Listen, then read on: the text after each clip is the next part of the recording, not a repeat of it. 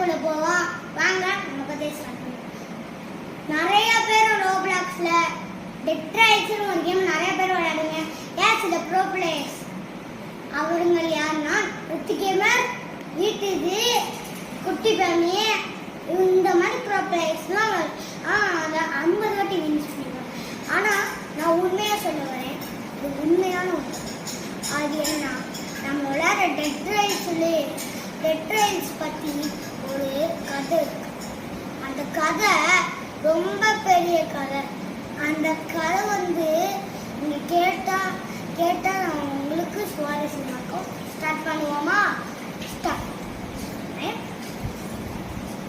முதல்ல என்ன நடக்குதுன்னா 1982 அப்போ ஒரு எல்லோ வைரஸ்னு ஒன்று வருது.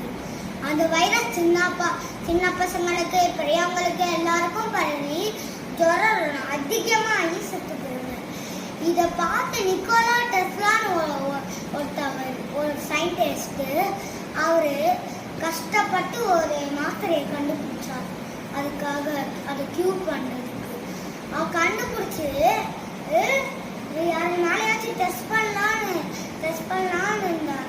அப்போதான் ஒரு எல்லோ வைரஸ் பரவி இருந்தவரை பார்த்தா. அப்புறம் அவரை கூப்பிட்டு அவருக்கு அந்த மாத்திரையை கொடுக்குறார். அப்புறமா என்ன ஆகுது? நாளைக்கு என்ன ஆகுதுன்னா இதுதான் பெரிய சர்ப்ரைஸ். ஏன்னா அந்த கொடுத்த மாத்திரை, நிக்கோலா டெஸ்லா கொடுத்த மாத்திரை அந்த மனுஷன்